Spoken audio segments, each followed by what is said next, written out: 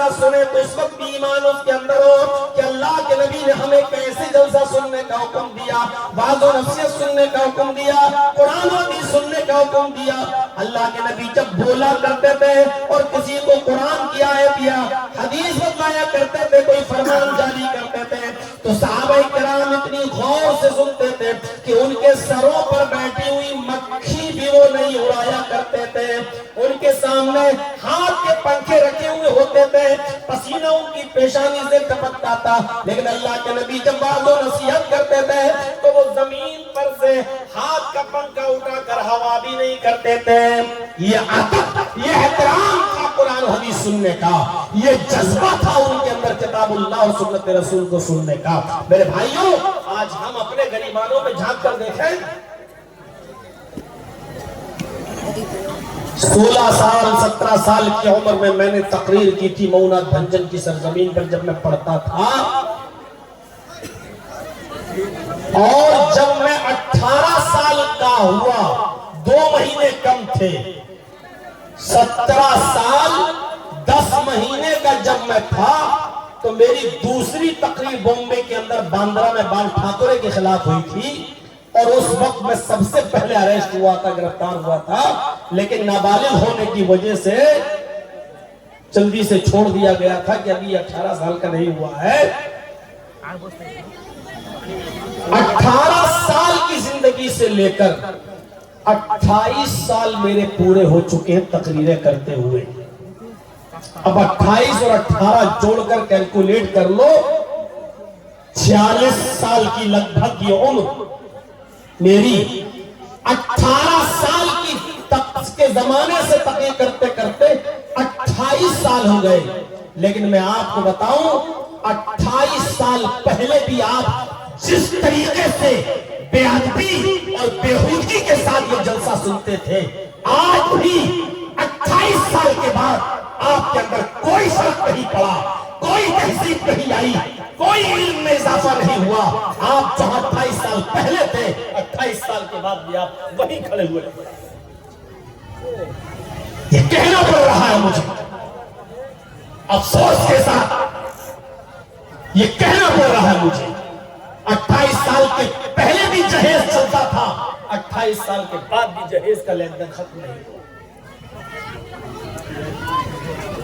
28 साल पहले भी खुराफातों में हम पड़े थे, 28 साल के बाद भी खुराफातों में हम भरे पड़े। 28 साल पहले भी जो जहालत हमारे अंदर थी, 28 साल के बाद भी वो जहालत, मैं आज आपसे कहता हूं कि मुझे हिसाब दो इस 28 साल की जिंदगी का। तकरीबन 20 सालें तो मुझे बिहार में आते हुए हो गई, मुझे 20 साल का हिसाब दो। इस 20 साल में आपने कितना पाया और कितना खोया, आपके अंदर चेंजिंग कितनी आई, आपके अंदर सुधार कितना आया, आपके अंदर क्या चीज तब्दील हुई, हिसाब दो। जिंदा कौमें हिसाब लिया करती हैं और जिंदा लोग हिसाब दिया करते हैं। हिसाब देने में आपको शर्मिंदगी नहीं होनी चाहिए।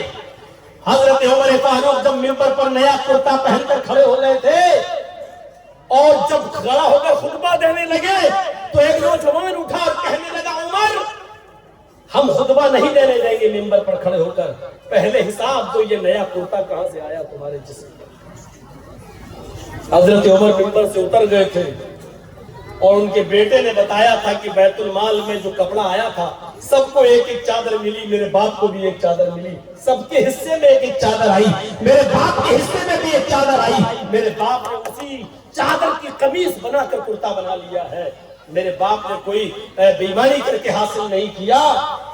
उस नौजवान ने कहा, एक चादर तो मुझे भी मिली थी, एक चादर उमर आपको भी मिली थी, मेरी कमीज एक चादर में नहीं बनी, आपकी कहां से बन गई?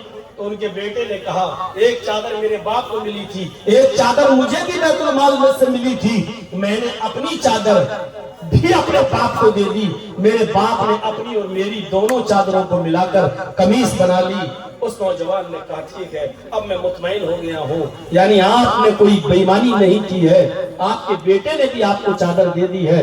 कोई भी अपना हक तो दे ही सकता है, अगर आपके बेटे ने चादर दे दी, अपनी और बेटे दोनों की चादर मिलाकर कमीज बना ली तो कोई बात नहीं। अब आप खुतबा दीजिए। मेरे भाइयों, हिसाब जिंदा कौमें लेती हैं और जिंदा लोग देते हैं।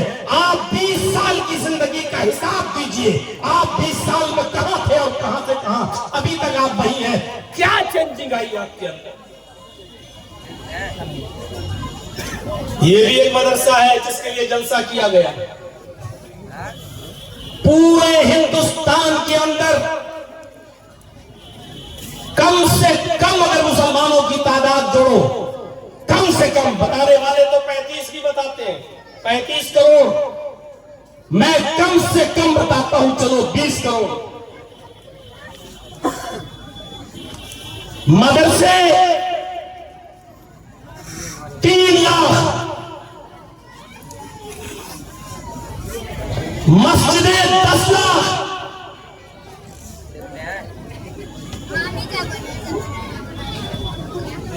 उलमा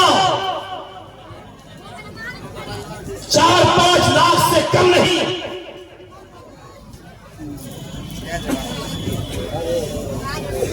एक तखमीना जोड़िए, 20 करोड़ मुसलमान,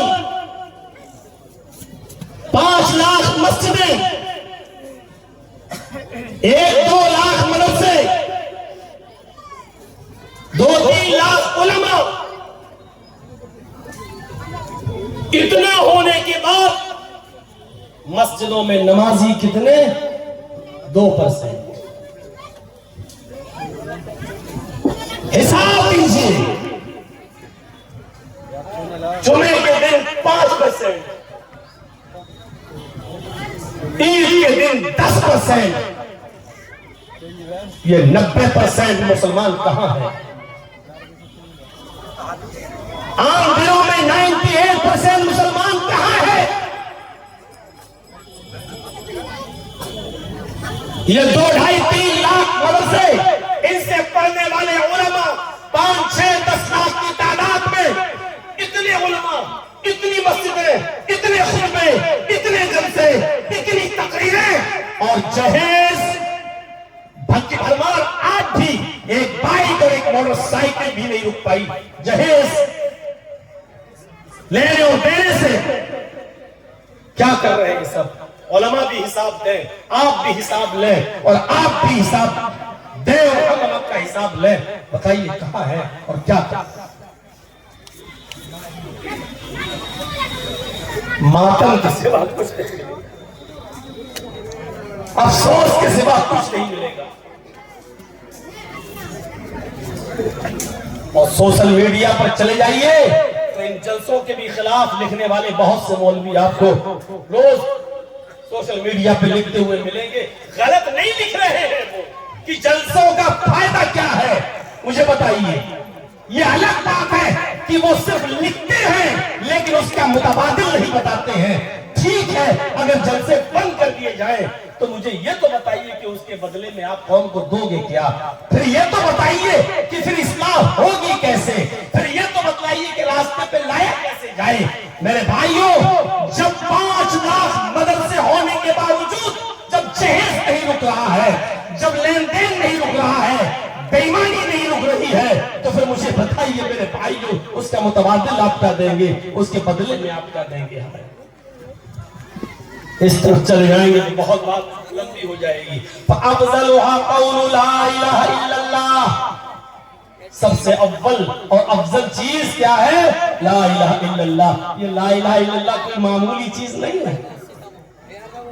हम और आप समझते हैं कि ला इलाहा इल्लल्लाह कह दिया बस बहुत। ये ला इलाहा इल्लल्लाह ऐसी वैसी चीज नहीं है। ला इलाहा इल्लल्लाह को समझना चाहते हो तो सुनो, सुनो। नूह का बेटा जहन्नम में, इब्राहिम अलैहिस्सलाम का बाप जहन्नम में, लूत